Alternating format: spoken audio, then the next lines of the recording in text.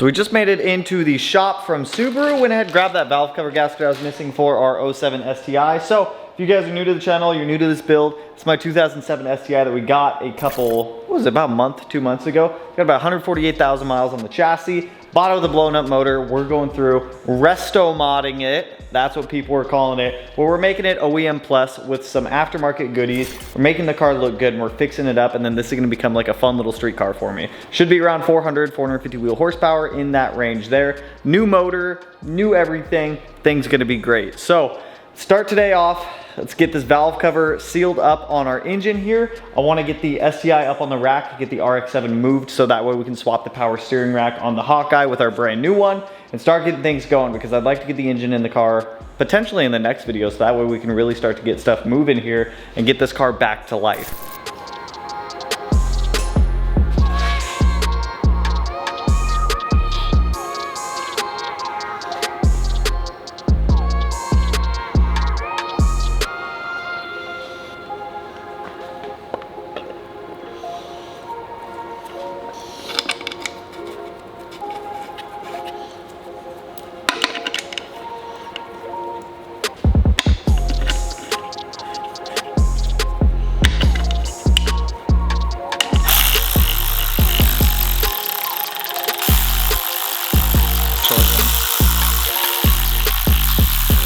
So with our valve cover all sealed up, we're gonna go ahead and get this engine pretty much drop-in ready at this point. So we're gonna go ahead and toss on our exhaust manifold. As per requested by you guys, we will throw on a set of Tomei unequal length headers on this thing. This will also restrict how much power we can make, so you know, maybe it's a good thing that we do this. I personally prefer the sound of equal length, but I will level with you guys on this one. We'll keep the original Subaru sound and stick with the unequal length setup. So got our gaskets, got our hardware, got our engine. We'll flip this thing completely upside down, get our manifold on there. It's just way easier to install these engines, especially in these GD chassis, with the manifold already on there, because that H-frame down there makes it so much more of a pain to try to get it fitted up. Go ahead, toss these guys on our gaskets. So we go, get on there. There we go. One gasket and two gasket.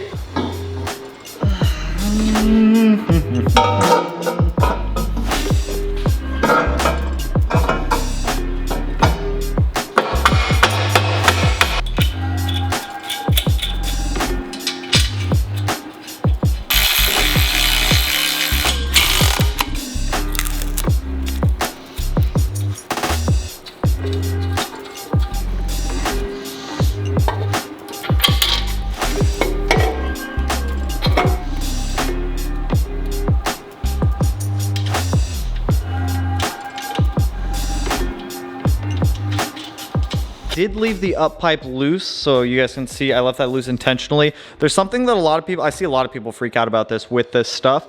Leave your up pipe loose until you have your turbo and everything like that in, because you can adjust where the turbo sits based off of where you tighten down the up pipe. So keep that in mind when you're putting all this together. I need to get the turbo support bracket for right here, or the other one that goes from here to there down to the engine. You need to have at least one, otherwise the up pipe will crack from just the weight of the turbo being on it over time. So just make sure that you get that proper. So now that we have all that stuff on, I also went ahead and threw on the oil fill tube guy there. So now that we've got that, I want to go ahead and get the STI pushed out so that way we can get it up on the lift, and then I'll just drive the RX-7 out and then just drive it back in.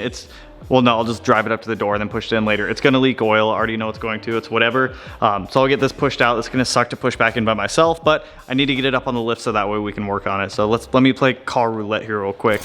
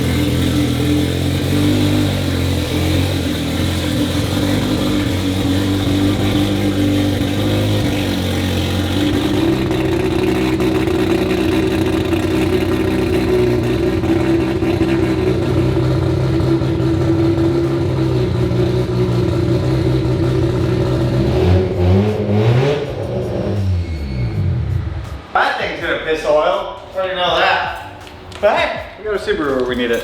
Put the Mazda keys over here for now. So before we can even get this engine in the car, there's things we gotta do in this video before that. This engine should be going in this thing next video. Like I said, I have a brand new 2007 STI power steering rack in this box. I got our front mount intercooler core in that box. I got the bash bar in that box. I wanna get all that on here because a lot of that's gonna be way easier to do with the engine out. I mean, the intercooler core doesn't matter, but the power steering rack, way easier to do with the engine out of this. So what we gotta do here is go over here. We gotta take our front wheels off. This bad boy over here, this bad boy over here. We're gonna pull both those wheels off. We're gonna knock the tie rod out of the knuckle. We're gonna go ahead and get the H-frame dropped, which is this big frame here. We are gonna be putting this back in mainly because part of my intercooler core hooks up. Maybe we won't put it in, we'll see. I don't know, the H-frames are kind of dumb in my opinion. So we'll see what happens. But we gotta get the wheels off, knock the tie rod ends out, and then we can go ahead and get this thing up in the air and start dropping out that old, oh no, and we gotta do the linkage right there. So and we gotta center that rack. Oh, I hate doing power steering racks, but it's gotta get done. And we gotta loosen those. So much to do, but it's all right, we'll do it. We gotta do it. Upsy daisy, little boy, upsy daisy. Upsy daisy, little boy, get in your bumper. Can anyone explain to me why, if you're one of the people in the comment section who gets their little buttholes tickled up by me putting flares on this car, tell me why. Why? Oh yeah, I also bought a brand new AC condenser for this thing because I got tired of looking at the overspray on that one. But why do you get your booty hole tickled up about me putting flares on a car? What's the matter to you? You're not driving it.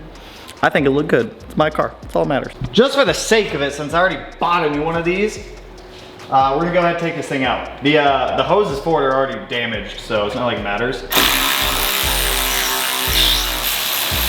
Pretty sure there's no Freon in this anymore since the fucking hose for it's right there. Okay, I've taken out what appears to, oh, look at that. Except for this doesn't want to separate. There it is. This is garbage. I bought a new one, little boy. Look at all this room for activity.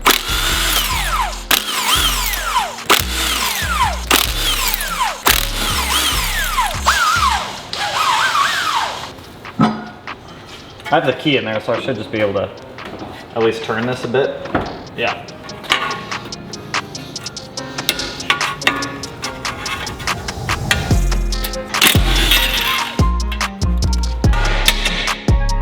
I don't need to be gentle.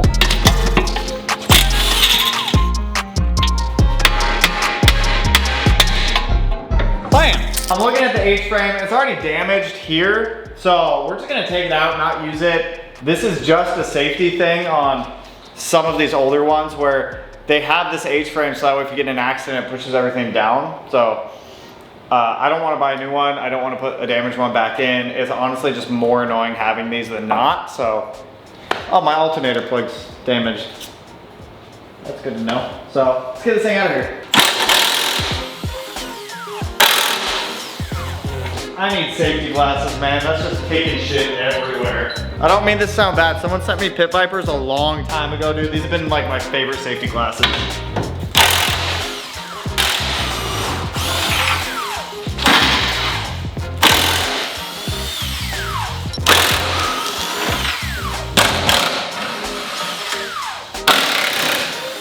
Should just... Ah! So much rust. That's how you get tetanus. Back.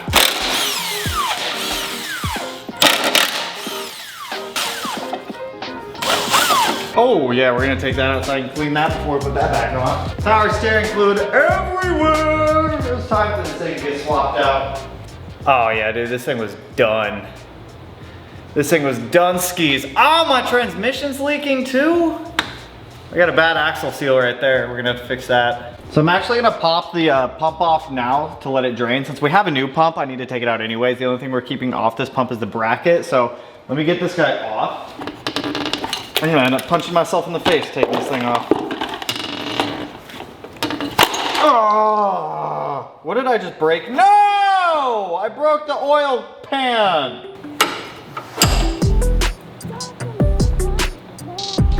All right.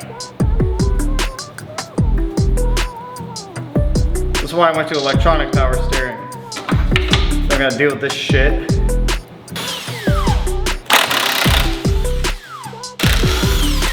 Pretty sure this is the original steering rack. Ah!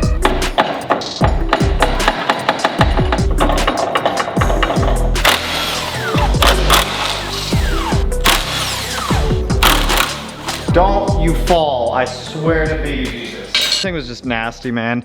Leaking from like all the seals over here. It's lived its life. I'm pretty sure that's the original rack that came in this car when it was brand new 140,000 miles ago. So over here, I've got our brand new OEM Subaru steering rack. This is specifically an 07 rack. I think it's 04 to 07, or maybe it's 05 to 07. I don't remember. It's the rack meant for this car. So what we need to do is find center on this rack. Before we do that though, I am gonna go ahead and throw on our IAG power steering fitting adapter for right there. 14 millimeter one is your high pressure line, 17 millimeter one is your low pressure line. So it's gonna go on the high pressure on this side. So we're gonna take off that O-ring, put on a Viton seal, screw this guy up, put on our adapter fitting, and then we can go ahead and put the line on once it's in the car. So we'll get that on there, center this rack, and then toss it in. Pop the O-ring off, which is, don't rip it, just take it off. Set it there. We've got our Viton seal that's going to go around this. We're gonna push that all the way down. Put the O-ring back on. Slide this guy up. This one with the adapter is high pressure. The high pressure line is the one that's going to go to the pump. This one goes to the reservoir, so just keep that in mind. Getting it in, it's gonna be the easier part.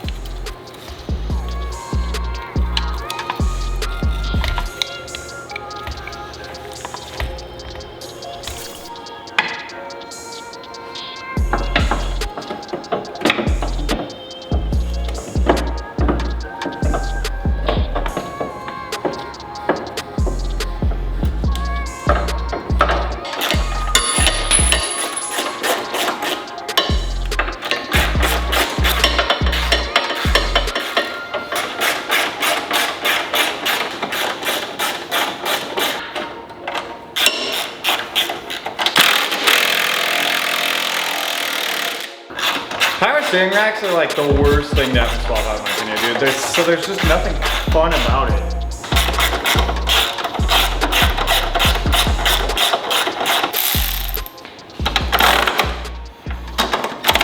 I gotta put in the guard for the power steering rack, so let me get that clean. New rack is in. I'm gonna get the roll center adjustment kit for this thing so that way we can fix our tie rod location since we're lowering the car. But this thing's fucking nasty, you guys. It may have 148,000 miles on it, and I don't think anything was ever done aside from just like power mods. This car used to have an FP green. It was just very sketchy put together. So we have a lot of work ahead of us. I haven't said too much about like future plans for this car. This is not one that's going to be up for sale. I know I sell some of these cars when I'm done with them, but I haven't really given you guys the full rundown on what's gonna be happening with this thing. So oh dude, there's dirt on my face. So this 07 is gonna go through a couple phases of life. This first phase that it's gonna be in now is gonna be like a fun EJ build I can enjoy, I can beat up on the car with, and not have to worry about too much. When the EJ25 in this car lets go, I'm either gonna do one of two things. It's either gonna have 2 or 3 phases of life. Phase 1, fun EJ, don't care if it blows up type of deal. Phase 2 will probably be a rotated setup, built motor for a little while. Then phase 3, which I already have the engine, is an EZ30R. So you guys know I'm a big 6-cylinder Subaru dude now. I like them, they're fun. And I wanna do a complimentary EZ30R build in addition to my EG33, and this is the chassis we're gonna be doing it in. So this first revision, I'm not gonna go through, repaint everything, drop everything. I'm gonna replace what needs to be replaced, clean up anything that's leaking, clean up all the old oil that's on the bottom of the car, reseal everything that needs resealed, get the car up to snuff, maintenance-wise, suspension-wise, all that stuff. We're gonna enjoy it with the EJ for a while. It's a very relatable car for a lot of people because what we're doing right now is a very similar setup to what you guys might have in your car. Stock motor, stock heads or built heads, doesn't really matter, unequal length headers, stock location turbo, that type of deal. We're gonna enjoy this car for a long time. I don't even know how long it'll live. We're gonna enjoy it while it lives. And then from there, go the route of doing the built motor rotated setup in this car, enjoy that for a bit, and then 6-cylinder swap. So I'll take everything I've learned from Blue. Blue's still always be my #1 baby. The EZ30R we will be doing in this will be toned down from Blue quite a bit. We'll probably be doing like 600 wheel turbo setup EZ30R in this car, but I haven't fully, because people are asking me if I'm gonna sell this one in the future. This is my permanent GD chassis car. Heavily regret, and I'm more in a financial position where I can keep this one as like my permanent GD chassis car. I regretted selling Karma. I'm not gonna regret selling another GD. I regret selling all of my other GDs in the past. This is my new permanent GD. That's why I don't care to flare it and everything. Like, let me have fun with my car, damn it. I'm gonna go ahead and actually toss on the power steering line for that, and then we'll toss on our fitting onto the pump, so that way everything's just kind of done. I can throw this box away. So let me toss on our new high pressure power steering line. That seems short. It's not short, but it seems short. And our fitting.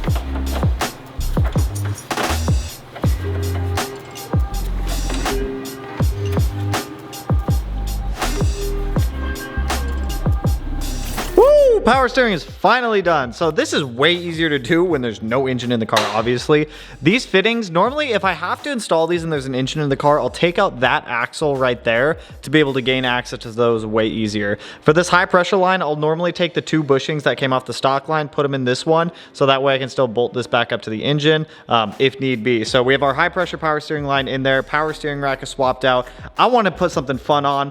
I'm gonna have to take it back off, but let's go ahead and put our front mount on. We have a Cobb intercooler core here, the Cobb bash bar. I'm just trying to get as much stuff up off the floor and installed on the car as I can. So that way I'm not looking at a pile of parts, and that way we can start chipping away at it piece by piece to get this thing going again. So should be pretty self-explanatory. I am gonna have to come in here. The last owner had a Mishimoto front mount on here and he bent all the tabs instead of cutting them. So I'm gonna come in here, I'm just gonna cut them all off. So that way we can have the clearance needed for our intercooler. So let's cut these things up and get this thing bolted on. And this one does come with a crash bar. A lot of people always complain there's no crash bar. This one has a crash bar. Like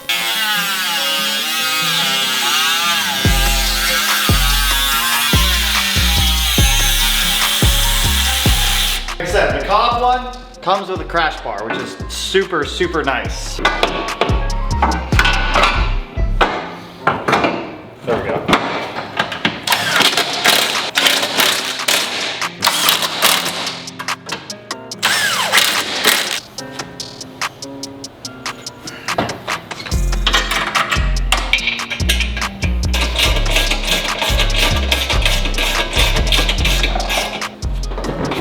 I don't know if I need to cut this down anymore from whatever the last one did. No, there's definitely more. I gotta trim off this bumper. Oh yeah. Oh yeah, we gotta cut more off this thing. Our bumper doesn't necessarily fit. That's all right though. So where are we hitting exactly?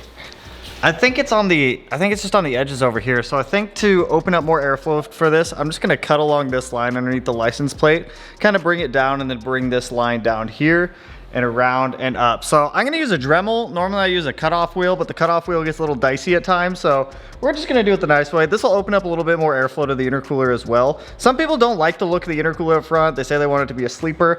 I prefer seeing, I don't know, maybe it's just me. I just like seeing the intercooler itself. So let's cut this thing off. Man, I am just on the ground right now. Woo!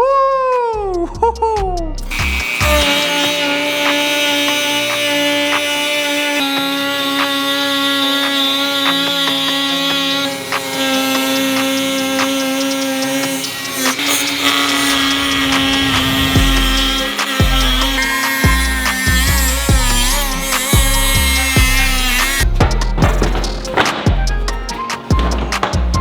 It fits a little bit better. I think we're on the right path here. Oh! Ha-ha! Woo! So at this point tomorrow, when I come over here, I'm gonna bring the engine hoist with me. We're gonna get that EJ25 installed into this 07. It is going to be immaculate. It's gonna look so good, man. Because I'll probably clean out the engine bay one more time. If you guys remember, I did take a pressure washer to the inside of it and cleaned out a whole bunch of stuff in there, but there is still a little bit more. So I think I want to go a little bit farther in cleaning it. Like I said, I don't want to go full restoration on this car yet. That is at a later stage that I have planned for this Hawkeye. So that's all I got for you guys on this one. So if you like the video, you know what to do. Go and hit that like button, turn it black, blue, green, yellow, purple, silver, cyan, whatever color it turns for you. And with that, I'll catch you guys in the next one. So peace out, homies.